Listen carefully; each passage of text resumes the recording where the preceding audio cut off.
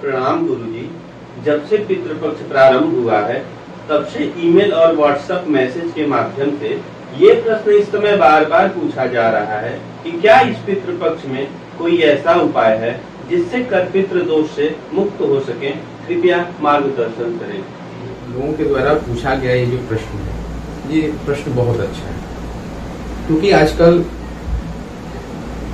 लगभग घरों में पितृदोष जैसी समस्या देखने को मिल रही है। ऐसे शास्त्रों का अध्ययन जब मैं कर रहा था और विद्वानों के बीच में जब एक समय व्यतीत हुआ तो पितृदोष से निवारण के लिए विशेष रूप से दो उपाय देखने को मिलते थे। एक त्रिपिंडी श्राद्ध के माध्यम से और दूसरा पितृ गायत्री के द्वारा।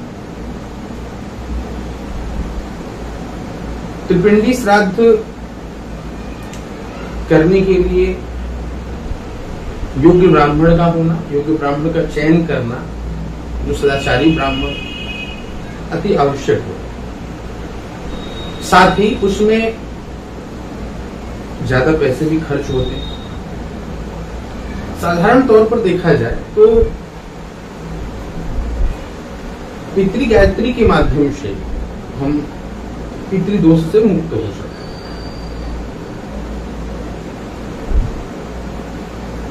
पितृपक्ष के अमावस्या तिथि को या किसी भी महीने के अमावस्या तिथि को पितृ गायत्री के मंत्र से हवन कर हम इस दोष से मुक्त हो सकते। हवन करने के लिए, हवन की संध्या के लिए कुछ वस्तुओं की आवश्यकता होती है। जैसे आपके पास एक हवन कुंड हो। यदि हवन कुंड नहीं है आपके पास तो आपके पास 7, 11 या विषम संख्या में कुछ ईंट हो, उस ईंटों को बिछा करके आप हवन कर सकते हैं। आम की लकड़ी, गोहरी, पंचपात्र और आसन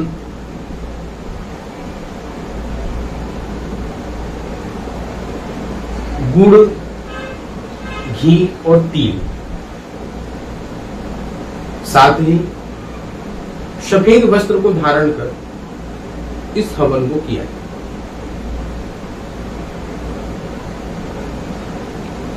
गुड़, घी और तिल, इन तीनों को मिला करके आप 113 लड्डू बना दें।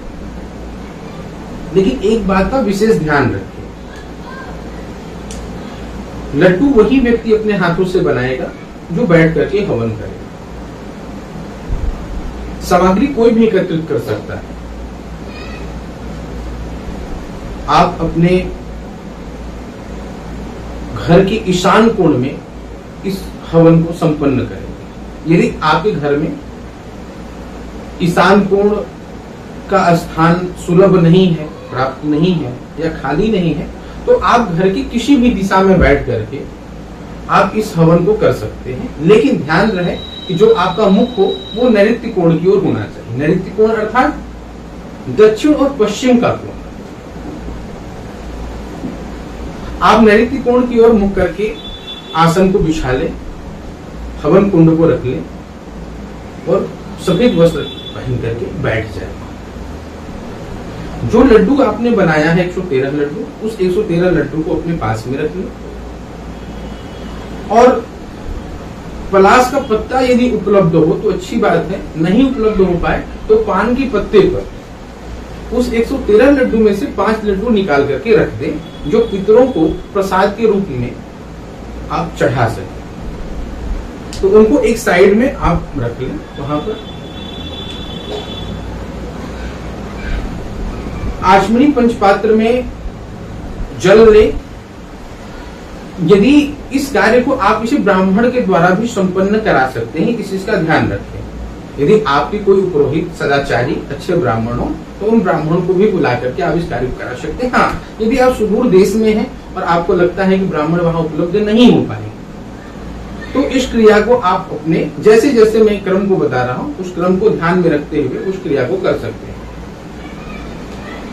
आप आचमन से कुछ जल हाथ में ले, हाथ में ले करके अपने ऊपर उस जल को जो है छिड़के अपने इष्ट को ध्यान में रखते हुए 3 बार आचमन करें। ओम केशवाय नमः, ओम नारायणाय नमः, ओम माधवाय नमः, ओम गोविंदाय नमः करते हुए अपने हाथ को धुल लें।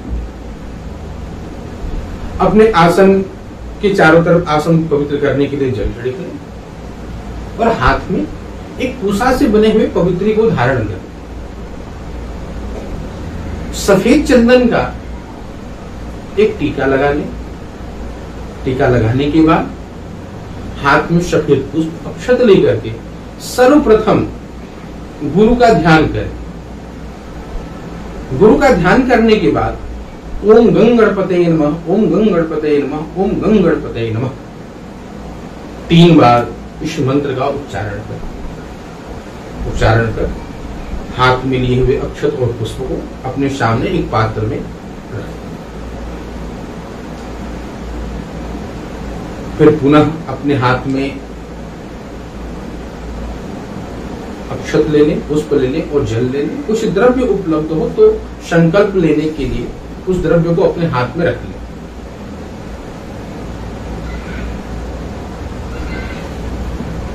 और फिर अपने मुख से ओम विष्णवे नमः, ओम विष्णवे नमः, ओम विष्णवे नमः इस प्रकार 3 बार उच्चारण करते हुए अपना गोत्र और अपने नाम का उच्चारण करें। फिर कहें कि मैं अपने पितृदोष से मुक्त होने के लिए अर्थात जो भी मेरे पितर जिन जिन योनियों में व्याप्त हैं, यदि वो योनियां बहुत कष्टप्रद हैं तो उससे मुक्ति को देने के लिए, मुक्ति प्राप्त करने के लिए मैं पितृ गायत्री मंत्र के द्वारा इस तिल, घी और सिर्फ गुड़ से बने हुए लड्डू से हवन कर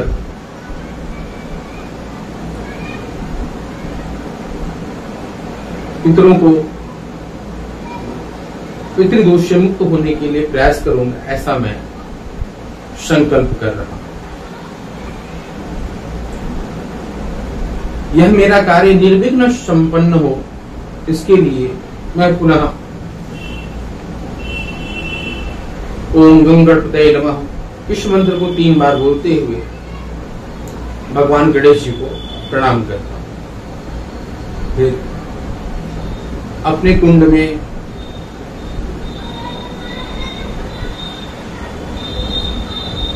उस बोहरी को, लकड़ी को रख दें, उसमें कुछ कपूर डाल करके उस अग्नि को प्रज्वलित कर लें। प्रज्वलित कर सामान्य तौर पर गंधाक्षत पुष्प से अग्नि का पूजन कर अग्नि देवता को कुछ प्रसाद के रूप में, कोई प्रसाद आपके पास कोई मिष्ठान उपलब्ध हो तो आप अग्नि देवता को समर्पित कर दें। समर्पित करने के बाद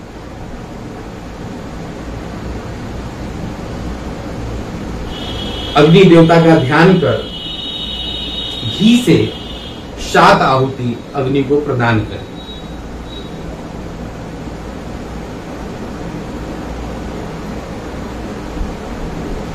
उसके पुनः बाद पितृ गायत्री के इस मंत्र को उच्चारण करते हुए जिस पितृ गायत्री के मंत्र से आपको आहुति देनी है वो मंत्र इस प्रकार है कि देवताभ्यः पितृभ्यश्च महायोगिभ्य एव च नमः सुहायै शुद्धायै नित्यमेव नमो नमः।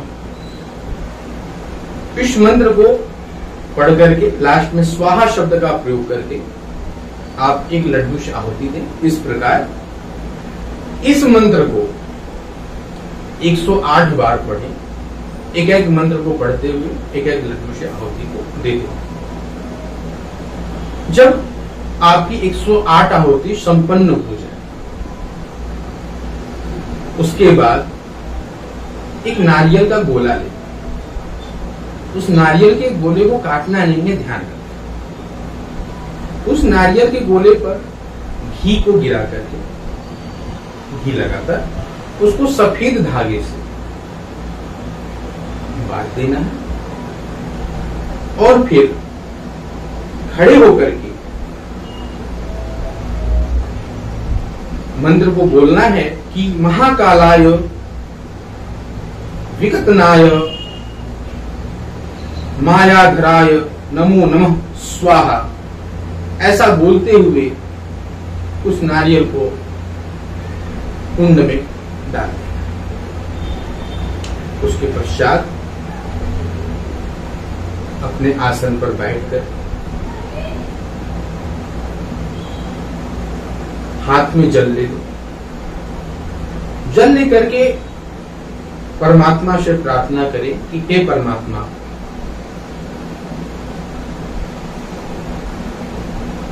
ये जो मैंने हवन किया,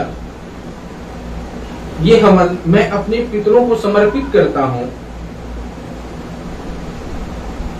हे परमात्मा, मेरे पितर जो किसी कारणवश प्रेत योनि में चले गए हैं, निम्न योनियों में चले गए हैं, उन्हें आप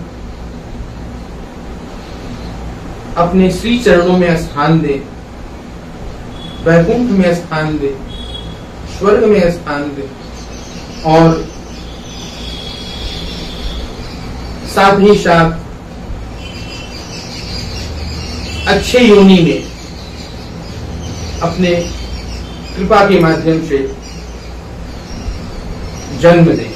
ऐसा जो है प्रार्थना करते हुए आप उस जल को अग्नि कुंड के समीप ही चढ़ा दें।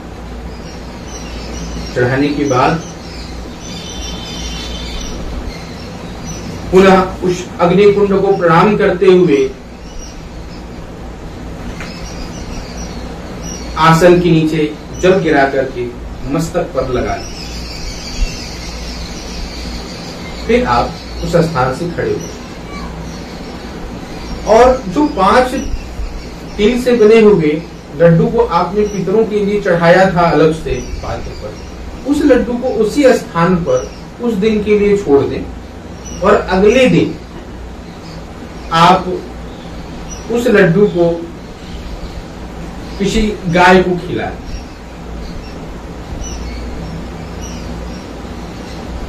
आप प्रत्येक अमावस्या को, यदि आप सक्षम हैं तो आप प्रत्येक अमावस्या को इस कार्य को संपन्न कर पितृदोष से मुक्त हो सकते हैं, जिससे बहुत लाभ की प्राप्ति होती है। पितृदोष से मुक्त होने के बाद जो पितरों से आशीर्वाद प्राप्त होता है, जो मेरे पितर विभिन्न योनियों में भटक रहे होते हैं, वो मुक्ति को प्राप्त करते हैं। जब वो मुक्ति को प्राप्त करेंगे तो हमें विशेष आशीर्वाद दे करके जाएंगे, जिससे हमारे बच्चे सुयोग्य होते हैं, हमारे घर में अच्छी संततियों का जन्म होता है, साथ ही साथ हम आर्थिक और सामाजिक दृष्टि से उन्नति को प्राप्त करें। तो इस प्रकार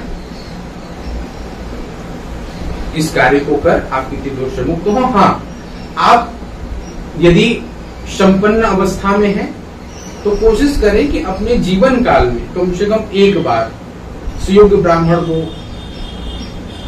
लेकर के त्रिपिंडी जैसे श्राद्ध को जरूर करें। हाँ, अतिशय आप संपन्न हैं तो हर 3 साल में एक बार त्रिपिंडी श्राद्ध को आप कर सकते हैं, नहीं तो जीवन काल में एक बार पर्याप्त है।